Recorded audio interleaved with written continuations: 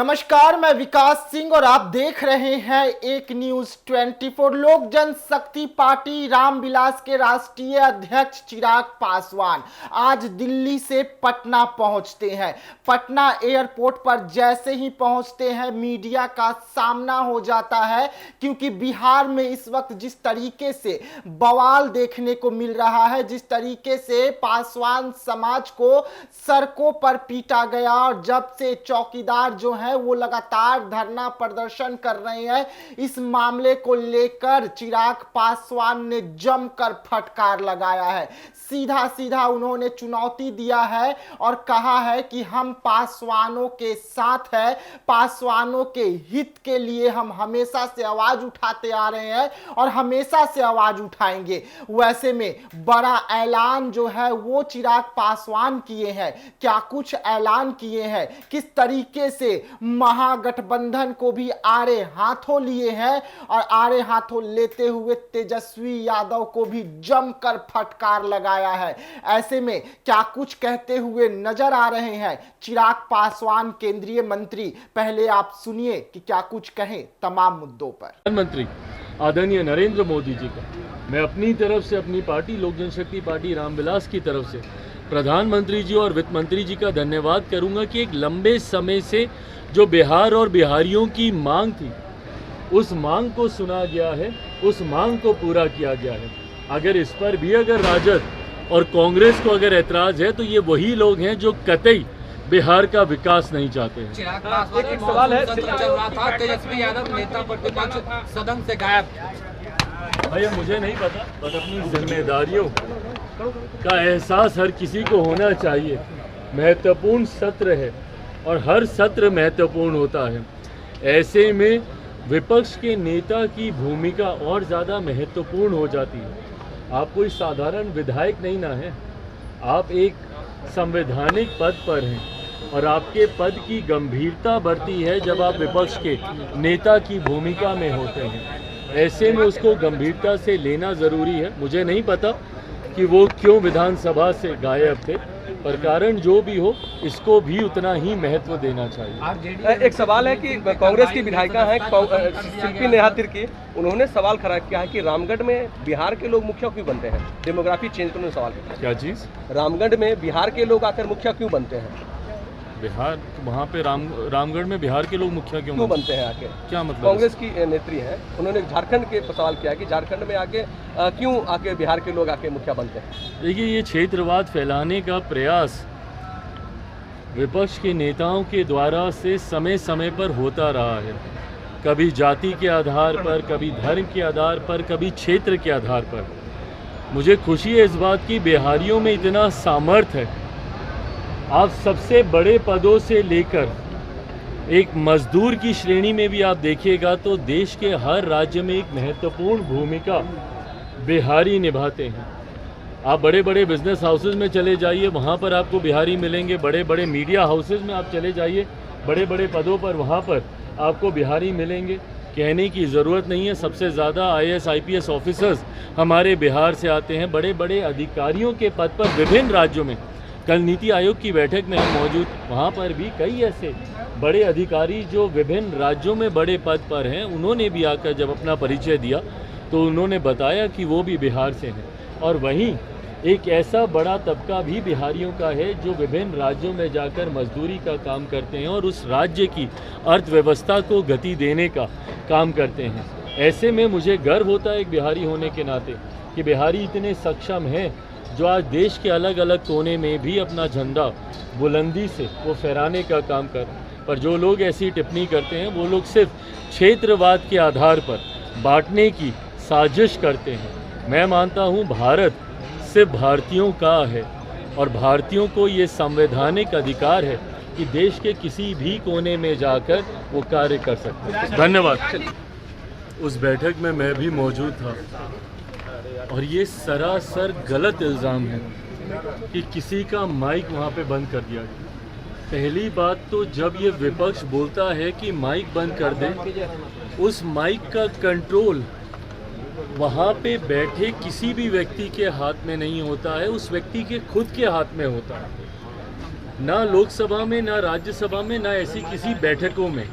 ऐसी बैठक में माइक सामने लगा होता है, ऑन ऑफ का स्विच सामने ही होता है। तो ये बात बोलना सरासर झूठ है जब कोई ये बोलता है कि मेरा माइक बंद कर दिया गया। हाँ, हर मुख्यमंत्री को, क्योंकि समय की बाध्यता थी, ओपन एंडेड अगर डिस्कशन को रखा जाता तो संभवतः हफ्तों तक ये बैठक ही चलती रहती। ऐसे में हर मुख्यमंत्री से ये विनम्रता पूर्वक आग्रह किया गया था कि अपनी बातों को संक्षेप में एक तय समय सीमा के भीतर रखा जाए। जब वो समय सीमा पूरी हुई, सिर्फ एक रिमाइंडर के तौर पर उनको ज़रूर, जैसे तमाम मुख्यमंत्री को दोबारा से नोटिफाई किया गया कि भाई आपका समय समाप्त हो रहा है, इस तरीके से। बट उसके बाद जिस तरीके से बंगाल की मुख्यमंत्री ममता बनर्जी जी एकदम से उत्तेजित होकर उस बैठक को बीच में ही छोड़कर चली गई, मुझे लगता है ये आचरण गलत है। अगर आपको अपनी बात को रखना भी है, कोई नाराज़गी भी है, तो आप वहीं पे रखती ना, बोलती कि अभी मुझे और बोलना है, मुझे और कहना है। हम सब वहाँ पर मौजूद थे, प्रधानमंत्री जी स्वयं उनको सुनना चाहते थे, वित्त मंत्री जी स्वयं वहाँ पे मौजूद थी, वो भी चाहती थी कि भैया क्या बजट को लेकर वो अपनी बातों को रख रही हैं। बट जिस तरीके से उनका आचरण था, इससे ऐसा लगता है कि विपक्ष की पहले से ही ये सोची समझी एक रणनीति का ये हिस्सा था कि वो जाएंगी, हंगामा खड़ा करेंगी और नीति आयोग जिस मकसद के साथ हम लोग वहाँ पर बैठे थे, उसके मकसद को डाइवर्ट कर सिर्फ अपनी ओर पूरा ध्यान केंद्रित करने के उद्देश्य से ये इस तरीके की कार्रवाई की गई है। कांग्रेस के साथ 4 सीएम ने बैठक को अटेंड नहीं किया, कहा बॉयकॉट कर दिया, और उन्होंने कहा कि हमारे साथ बाकी स्टेट के साथ नाइंसाफ़ी हुई है जिस तरीके से बजट आया है। भाई मेरी समझ के परे है। अगर आपको ऐसा लगता भी है, किसी भी राज्य को अगर ऐसा लगता है कि उनके साथ नाइंसाफ़ी हुई है, तो यही वो उचित फोरम है ना।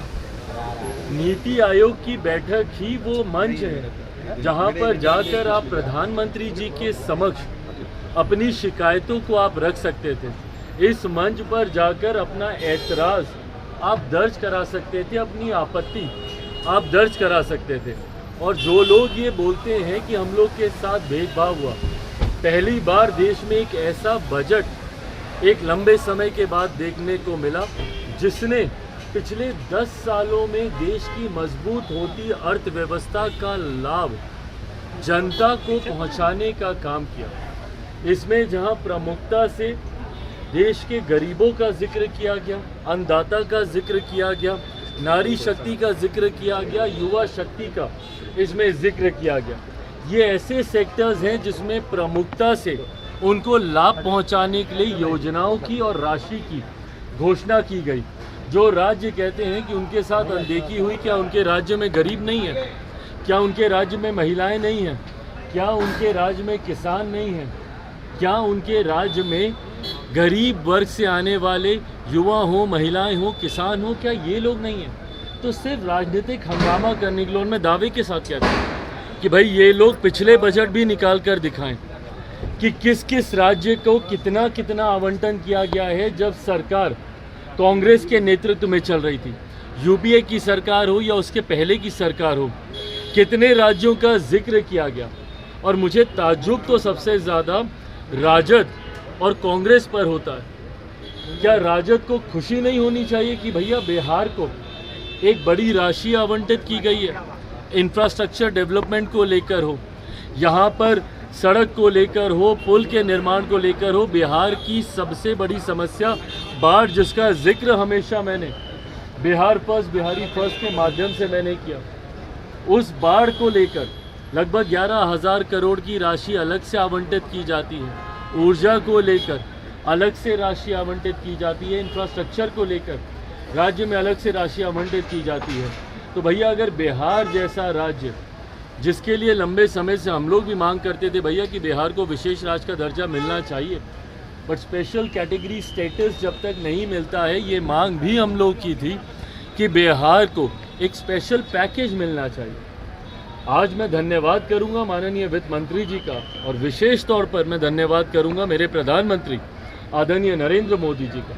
मैं अपनी तरफ से, अपनी पार्टी लोक जनशक्ति पार्टी रामविलास की तरफ से प्रधानमंत्री जी और वित्त मंत्री जी का धन्यवाद करूंगा कि एक लंबे समय से जो बिहार और बिहारियों की मांग थी, उस मांग को सुना गया है, उस मांग को पूरा किया गया है।